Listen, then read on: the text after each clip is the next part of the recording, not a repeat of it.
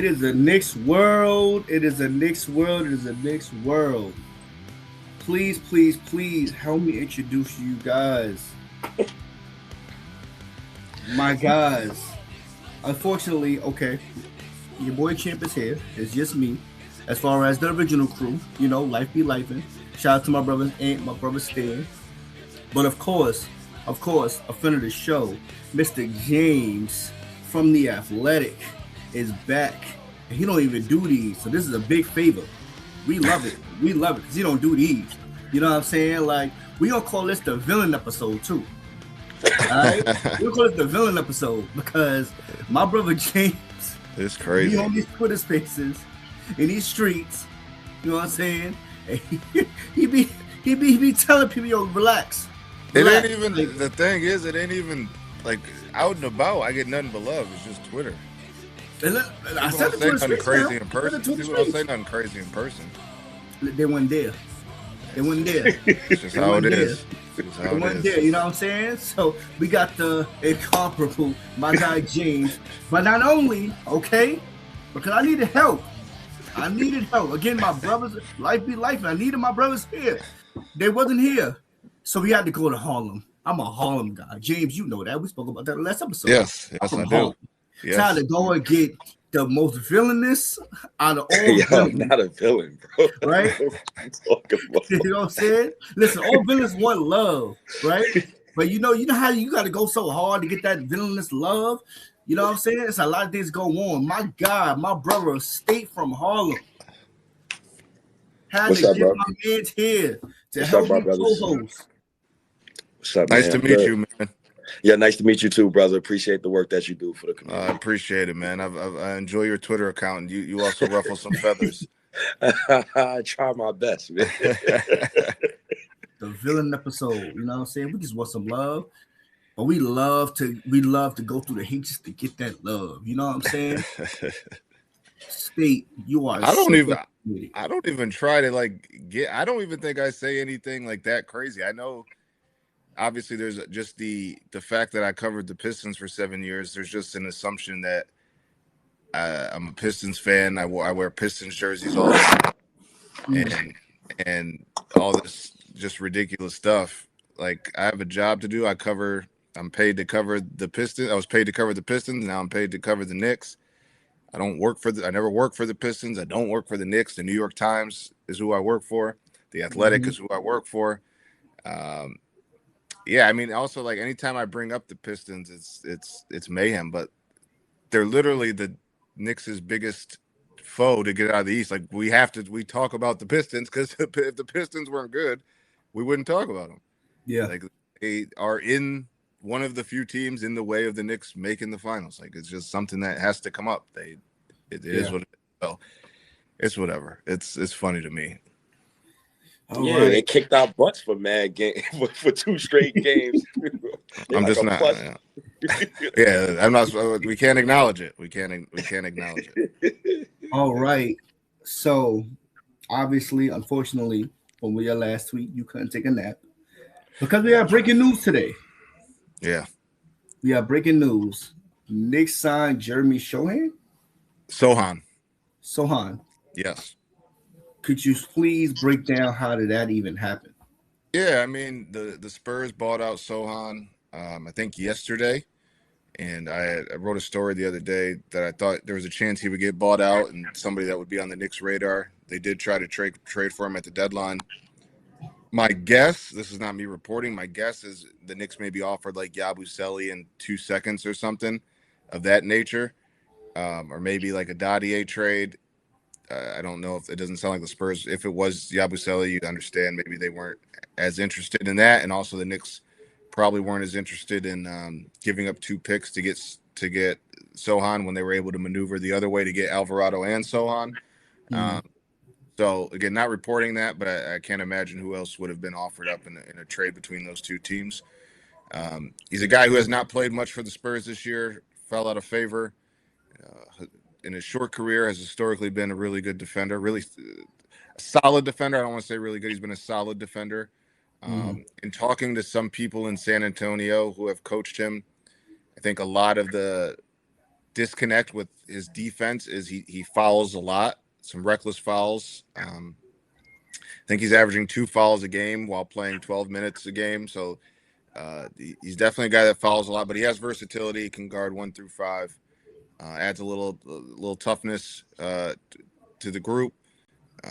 Doesn't provide much offensively. Decent rebounder, but he's a good flyer, right? Like the Knicks could use some more wing help. They could use some front court help. I think he probably plays most when Mitch is out on second nights of back-to-back. Maybe you see him as a small ball 5. The way that they wanted to use Yabusele, it just didn't work out. Depending on what happens with OG, maybe he gets a few hits there against some of the other teams, against the Pascal Siakams of the world. But yeah, I think it's a good move because it's a low risk, high reward. I would just caution, if you look at the history of guys who join teams in the buyout market, the list is very small of ones who actually make like a real impact. So I'd be a bit surprised if he plays a significant role this year. But I didn't expect Mo Diawara to play to get into the rotation, and it seems like he's there. So you never know what can happen. Yeah, it just adds a little versatility to the group. That's a good segue because my first question to you was, I love Mohamed Diawara. He's shooting 40+% from 3. Yeah. He's efficient from the field, could guard 1 through 5, in my opinion. What is Jeremy Sochan's natural position? Because we got Mitchell Robinson as the backup center, right? And outside of Mitchell Robinson being the backup center, you got Mohamed Diawara. He's the backup 4. All right. So is Sochan going to play the 3? I don't necessarily view him as a 3, but I don't view Mohamed Diawara as a 3 either. Mm-hmm. So yeah. No, that's a good question. I think kind of a little bit like you could play a little small ball 5 depending on the opponent. I think he's probably more as a 4. I wonder if he plays like if say there's the bench lineup, right? It's Jose, Shamit or McKay. Yeah, Shamit if OG's healthy. Shamit, Cat is usually with the second unit, and that's 3. Diawara and Sochan. I guess if that ever materialized, like you have 2 non-shooters and kind of, I mean, well, Alvarado is until further notice, right? But historically, him and Sochan, I would assume you maybe have him in like the dunker spot. Maybe he's the screen setter. You get him on lobs. You let Cat and Mo space the floor. I think for them, the way Mo is shooting corner 3s, whatever position in Mike's offense allows for Mo to be in the corner more, I think that's probably the way to go. I think he's only missed 1 corner 3 in his young career so far. I think he's 12 or 13. He's knocking those down. I think he's earned the right to stay in the rotation until he takes himself out. So again, I just really find, especially when OG comes back, whenever that may be, I just really see how there's minutes for Sochan. Again, unless somebody just can't stop Pascal Siakam, and let's try this guy, like a defense for offense situation, or again when Mitch misses games, you can play Sochan next to Cat. You can play him as a small ball 5 with OG at the 4. It just gives you a little bit more versatility. I would be surprised if Sochan is like immediately carved out 15-20 minutes a game right away. Like that would surprise me, but never say never. Oh, real quick, champ. Was they thinking about Sochan before the OG injury, or like during the OG, like before the OG injury, or during? Because you don't necessarily, just in my opinion, you don't really need to go out and get a Sochan if Mohamed Diawara is playing this well, and then you already got Mitchell Robinson as the backup center.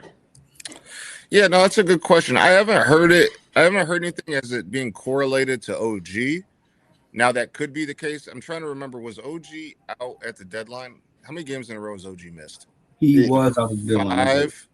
Like 5, 6. Okay. Yeah. Yeah. So maybe they have an idea of how long he'll be out. They just haven't informed us yet. They keep saying he's day to day. So maybe that plays into it just in case, just to have an extra body. Like maybe it is longer. Maybe he misses more time out of the break, and they need somebody to fill that role for another week or two, right? Like while everybody's eyes are on what do the Knicks do in the playoffs, they do need to get good seeding. Like a team that's been way better at home than on the road. The top of the East is good.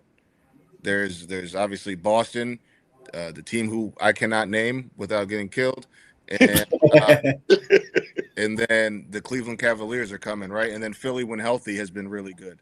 So I think seeding is important. Like, as much as they want to probably try to give some guys some rest, like, I don't think the Knicks fall below 4, but like, there's some good teams, right? And this team has been very up and down, highs, low. They can find ways to continue to improve as the season goes on, to prepare themselves for the playoffs, to just have another body who can defend in case guys miss, I think is important. So yeah, that's a good question. I haven't heard, and that's primarily, I haven't heard about the correlation with OG's injury, and that's primarily because they've been very vague on when he'll come back. No, but that could make some sense too. Like, I don't think that's a far off. I've heard the injury that OG has can take anywhere from 2 weeks to 12 weeks, right? It has something to do. 12 weeks would be very extreme, but there's whatever if he lost a nail, I've heard that there's major pain as it grows back, and like, it can just be very painful. So I think maybe we'll have a little bit more clarity on the Sochan move whenever it is that OG comes back. So that's a fair question. Oof. That's a little scary, man. Yeah, and I want to make it clear, I'm not saying he's going to be out for 12 weeks. You talk to some people, you look at the WebMD, like, there are instances in which it can take 12 weeks to heal. It could take 4 weeks, it could take 6 weeks, it could take 2 weeks, it could take 1. So it just kind of depends on the severity of it. Yeah. Man. Well, I guess that's a good segue. So are the Knicks kind of done? Because I remember people were saying, I believe he's eligible for a two-way, so he could be converted for a two-way contract. And I believe we have 3. You only eligible, you have 3 on the roster. I guess you could cut Dylan Jones. Can we just kind of just add it on randomly as a walk-on, in a sense? That's what it seemed like. Yeah, so I've been told he signed a minimum standard contract. So he didn't sign a two-way deal. Is there some cap financial front office loopholes where maybe they can convert him to a two-way, and then they could sign somebody else? I'd have to ask about that. But right now, I know he's on a standard deal. Are they done? I want to say yes, but never say never, right? Like, I think they still have about $600,000 that they could technically spend, if I'm not mistaken, without going to the second apron. Now, they don't have a roster spot, so what would have to happen is Clarkson, is he happy in New York? Do they maybe reach a buyout with him? I'm not reporting that. I haven't heard that be the case. I was talking with Jordan in Philly yesterday. He loves his teammates. Like, we weren't talking about that. We were talking about what it was like living in Utah, but he's very much loved in the locker room. And he's been playing the last few games. So I'm just saying, if they were to add another player, the route they would have to take is they would have to move on from somebody, whether that was a Jordan Clarkson or a Ariel Hukporti, which I don't see that happening, but it's not impossible for them to be done making moves. Mm-hmm. That's all right. That's a good segue. That's a great answer. So now that leads into the next question that I have, and it's about the locker room. Mm-hmm. So I was about to get into that. a lot of people like myself, I get on Jalen Brunson and I get on him about leadership. Mm-hmm. And it starts with him being the point guard. From your POV, who do you think is the loudest in the room as far as like the locker room is concerned? And who do people follow the most? Because it seemed like, from my POV, just being the couch coach, just being the outside coach, it looked like it's Josh Hart, right? And it looked like Josh Hart galvanizes people, especially when he plays. So who do you think is the loudest person from your POV? Because you got a better insight than I do. And who's the locker room leader? And then how does that bleed into Karl-Anthony Towns, right? Because, Yeah, no, it's fair. I think Jalen doesn't get the credit that he deserves as a vocal leader, specifically this year. I've heard some examples, whether it's in the locker room or it's at a practice, of him really like trying to set the tone, and things need to change, and we need to do this, we need to do that. I think naturally he's a leader by example, and I think that's where having Josh next to him is key. I think Josh is the one who's more willing. We know Josh. It's the oldest cliche, but it's so fitting. Wears his heart on his sleeve, right? Like I think he's somebody who's not afraid of confrontation. I think he's somebody who's. I mean, he says what's on his mind with cameras in front of him. Like this is a guy who's people know what Josh Hart. They know how Josh Hart is. They know his personality. Like maybe he says something in the moment that he wishes he didn't say the next day, but people know like Josh says what Josh believes, and I think that's why that's a big reason why people really like him. Like he's just very honest, and I think that Jalen's leading by example. And again, I do think he's a little underrated as a vocal leader too. His leading by example, I think, sets the tone for a lot of guys. Because he shows up every day, he plays his ass off every day, and I think it's just kind of hard not to follow that when the guy who's the guy works as extremely hard as he does. I think Josh is probably very vocal. I think Mikal is somebody who bridges the gap between the young guys and the old guys. He's obviously very close with Jalen and Josh, but also you guys see like he's celebrating all day with Mo Diawara and Ariel and those young guys, right? So I think it is by committee at times, and I think it's by example primarily. Now I think when it comes to Cat, he is. I don't think that's just like in his nature. Like I don't think he just is silent. Like I think he'll try to galvanize the group, right? But especially coming in a situation where he's not the franchise guy, right? Like he was in Minnesota. It was everything once he got drafted was built after him. But even then, I don't think he's like just a very rah guy, but I don't think he just sits there quietly either. So I've been in locker rooms where it's very clear who the locker room leader is. I've been in locker rooms where it's by committee. I've been in locker rooms where the lead by example guy has to change up his style. And I think it's a combination of all those things. I don't think it's as rah-rah as maybe people would hope and want, but I just think it's just the personalities in the group. Like I think it's just naturally the personalities of the collective that's why you don't see that as much. What's the best locker room to be in? Because out of all those locker rooms, the teams that won the championships, what is their locker rooms like? Yeah, I mean, I hate that this is like a cop-out answer, but I think it varies based on the personalities. Like, I don't think Oklahoma City, who on Oklahoma City is in there screaming at each other, right? Like, that doesn't seem like a rah-rah locker room. And then on the flip side, the team who should not be named, they have no problem cussing each other out, and that's the personalities in that locker room, right? And they're all close, and they know that they're holding each other accountable. So I think it is different strokes for different folks. And I think when it comes to New York, I think people forget the core of this group is still fairly new. You're meshing a bunch of personalities that are very different, and I think that takes time to figure out how people respond. Like you also have to understand, like the way I might talk to Champ isn't the way I might talk to State, right? Like different people, you respond to different forms of communication. So I think that's important for whoever is the leader to know how to talk to somebody, how somebody might shut down if you yell at them.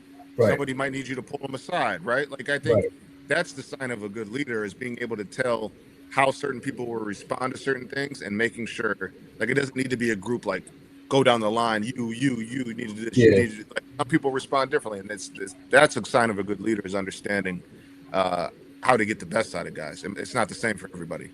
It's funny that you say that because I kind of have a State question actually. It's like a universally, but it's a State question. That's just the funny thing. How does Jalen hold himself accountable when he makes bad plays, or does the team kind of say, Jalen, come on. This is off of the Indiana game. I think Jalen is his hardest critic. Yeah. And I say that with knowing him. I say that with 100% confidence. I also think that Rick Brunson will tell Jalen when he's bullshitting. So Jalen doesn't need anybody to tell him if he does something that if he doesn't have a good game or he's turning the ball over too much or anything that may happen in which people consider not a good game. I think Jalen is aware of those situations. I think he's that's what's so, and I know I'm peeling back the curtain here. I think that what makes Jalen, for me, like it's been an honor to be able to cover him and get to know him, is he's very down to earth. Like you wouldn't know like he's an X-time All-Star. Like he's just very normal. Like you could talk to him about anything and shoot the shit about anything. Like he's just a very normal dude. And in my experiences covering this league and certain players, those guys like have the most self-awareness. Like it's just guys who don't take themselves too serious. Like not that he doesn't take, that's not the right word. Not that he doesn't take himself too seriously, but like he doesn't view himself as this king of New York. You know what I mean? Like that type of stature. He views himself as he's a guy who plays basketball very well and wants to win. And I appreciate about him as both a player and a person. But he certainly, he holds himself accountable. And I'm sure like you guys hear Josh dog him all the time. Like you don't play defense. Like I'm sure it's 10 times worse when the doors are closed in the locker room, right? Like you pass the ball, do this, play defense, rebound, get a rebound. Yeah, like Josh keeps it funky, 100%. So the team, we went 2-9. Yeah. Then we go 9-2. Yes. Basically 500 ball is basically 500. Essentially, yeah. So what was the locker room like during the 2-9? Because I know how Twitter Spaces and how we was like, because we was going to war. But what was the locker room like during the 2-9 stint? And what do you think flipped during that meeting for the Knicks to go 9-2 after? Because something had to happen in that meeting, and somebody talked to Jalen Brunson. I'm not good. They probably cursed him out, something, but I noticed a change in the way he plays. I mean, I can't attest to that last part. I will say the locker room was like 2-9. It was like I mean, if I'm being honest, it felt like a team that was questioning if it was good or not. Like it was not ho hum. It was not like this is a long season. Like I think they were obviously publicly you say things, right? Like this is a long season. There's bad spells. Like you say things. Yeah. But if you're in that locker room, there was a lot of like, we need to do this better. We need to do that better. We have to come like our intensity isn't like, there was a lot of, I think, questioning about if this team could get out of this funk. And then it flipped. I think they had an opportunity to have some practices. They had the opportunity to sit down and like there was a stretch where I think there was 1 or 2 days off without a game. I think they were able to look themselves in the mirrors and have some conversations. And I think that, listen, at the end of the day, they're a talented team, regardless of the record. Like I think we've talked about it a ton. Like record wise, are they a little worse than we thought they would be? I would say yeah. But I think they have the talent to go on and win. And I think you see it right in this 9-2 stretch. Like at the end of the day, they're good basketball players, and like good basketball players are eventually going to play well. I don't think I think there's this miscommunication or misunderstanding about when people talk about the chemistry of this locker room. I don't think that there's any like dislike for one another as people. Like I think I see that narrative a lot. I've never gotten that to be the case. I think where you see some of the disconnect has always been on the floor, like being able to communicate, being able to hold one another accountable. Again, certain people relate to certain people what's the words I'm looking for? Certain people the message, take the message differently, right? And learning how to be able to receive the message and being able to hold yourself accountable or listen when somebody says something. Like I don't ever think it's like a personal thing when everybody talks about is this team's chemistry bad? Like I think they generally think each other are good human beings. for the most part, I think a lot of it is we need to talk more. We need to have the group agenda, not the we agenda, not the I agenda. Like being able to be disciplined in our game plan, being able to be like ready to go from the jump, not like beating our chest because we're playing a team that has 10 less losses, 10 less wins than us. Like I think that's a lot of it, and just it's more so an accountability thing. I forget your original question, but I certainly think that, I think there was just a little bit more accountability. And I think sometimes you really need to be down bad to be able to have conversations with yourself and within a group that serve as wake-up calls. What is the biggest difference between Mike Brown and Thomas Thibodeau? Thomas Thibodeau. He was with them both. I used to hear Thibodeau through the screen, man. From my perspective, or how I think the biggest difference is like impacting the team. From your perspective, and also just whatever you could give us behind the scenes and stuff like that. Yeah, I think. So from my perspective, obviously, as you guys see, Mike gives you a little bit more in the press conference setting, gives you a little bit more off to the side, and just like when we're on the road and we're doing interviews as a scrum, like just joking with them and stuff like that. A little bit more willing to share his personality with us, which in a long season I appreciate. Right, like it's a lot of games, it's a lot of days around these guys. Like it's good to be able to have conversations outside of basketball just to get you through the day. So I do appreciate that. In terms of the basketball, I think they are both very regimented guys who like to do things their way. I think that in Tibbs's case, I think Tibs this is one reason why I think players love playing for Tibs. He very much makes his stars feel like stars. Like, I think that is very much something that he prides himself on. He can read the room, right? Like, if Josh is going to bust his ass every single night, maybe I don't care if Josh isn't practicing too hard, right? Like, I think that's just Tibbs understands that certain guys, there's just certain ways to handle them. Again, talking about how to communicate with people. Now, for Mike, I think that there is more of a willingness to try stuff, right? And I don't think he's afraid to ruffle feathers, right? We've seen Cat sit down at the end of games, right? I don't know if we can point to too many times that happened last year with Tibs. We can point to what was that? Sorry. No, I said it was rare. It was rare. Yeah, it was very rare, if at all, right? Willing to try things, right? Like, let me see what Mo can do. Let me give Tyler some rope here. Like, I think there's a little bit more of an experimentation. I don't think he's fixated on winning every single game. I don't think he's fixated on net rating and things of that nature. I think he is willing to try stuff to see what works. And now, I'm not saying that the other way isn't a good way. The way Tibbs did it, you can obviously have your qualms, but you knew every single night that team was trying as hard, was going to do everything in its power to win a random Tuesday game in February, right? Yeah.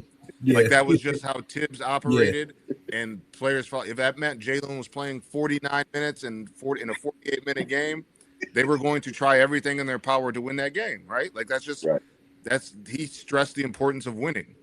And not to say that Mike Brown doesn't do that. His way of going about it is different, in that he prioritizes winning by if this happens, what can we do to try to relinquish the effects of that, right? So maybe if player X goes down or he's struggling, let me try this guy, let me try this rotation, let me try this combination. And I think that's one of the biggest differences. Excuse me. I know we already let you go. But if you could just explain, we just beat Miami Heat. Whoa. We just beat the Philadelphia 76ers by 49 points. Yes. In Jose Alvarado's second game, belt to ass. Yeah. Explain the effects of the newest member, Jose Alvarado. Jose. That's such a dope chant too. Facts. Like, you hear Jose, you hear that. The Heights is gonna go crazy. Yeah, it's gonna be crazy. Like, think of if the Knicks win the title, like that parade. Oh God. Them chat, like, you already know all the Puerto Ricans gonna be out there just going crazy. Come on, James. Not right now, man. You already know. So what I'll say is this: we already saw the Knicks haven't been in a skirmish in forever. It only took 2 games for that to happen. Not condoning violence, but I'm just saying, right? That's a different type of energy in the building. I think some people just like radiate certain characteristics within a group, right? Like Josh isn't rah rah like Jose's game is rah rah, but because of how hard Josh plays, I think other guys follow suit. Because of how hard OG defends, I think other guys follow suit. Because of how much, like how great of a scorer Jalen is, like I think other guys follow suit, right? Like there's just trust in certain things that certain people do. You can feel a different type of energy when Jose's on the floor because he still plays like a guy who feels like he's not supposed to be there. Not feels like he's supposed to be there, who's genuinely happy that he's where he's at. Like I covered one person who reminds me, I covered Ish Smith. Oh yeah. I love it. You guys know the story, like played for every team in the league, bounced around. You will never met somebody who wore a smile on their face more every single day than Ish Smith. This dude was out of Wake Forest. He's a small guard that couldn't shoot. Like he was happy to be in the NBA every single day. And that radiated throughout the team. You will never find a person that has ever met Ish Smith you will never find a person that will say a bad word about Ish Smith. Jose Alvarado is somebody he plays every game like it might be his last. He brings that sense of urgency like it might be his last time on the court. That stuff, like people feel that, like that permeates throughout a group, that permeates throughout a arena. Like you just feel that. And this Knicks team is full of guys that have not necessarily been coined like their whole careers, right? But like they've been established for a long time. Like Jalen was a national champion. Josh Hart was a national champion. OG was a first-round pick. Cat was the number 1 pick. Mikal was a lottery pick and a national champion. Like those guys have cemented themselves. They've not. I'm not necessarily saying that they were destined for this. Nobody, like Jalen, worked his ass off to be this. But what I'm saying is, Jose, where'd he go? Georgia Tech. Like not that many offers. Undrafted, 2-way. New Orleans. Like that stuff you can feel when people are appreciative and aren't taking the moment for granted. And not to say other guys don't. I don't want to get that misconstrued, but you can feel it when somebody's like, yeah, like I love what I do and I'm blessed to be able to do this every single day. And this could be my last time playing. You just never know. And I feel like that's just the best way to describe it. Like his story permeates into his game and you feel it. And you just understand that this dude just does not want to stop playing basketball. A lot of people love the fact that I'm gonna let you give me your last question, State. A lot of people love the fact that Dr. DiVincenzo gave that grit.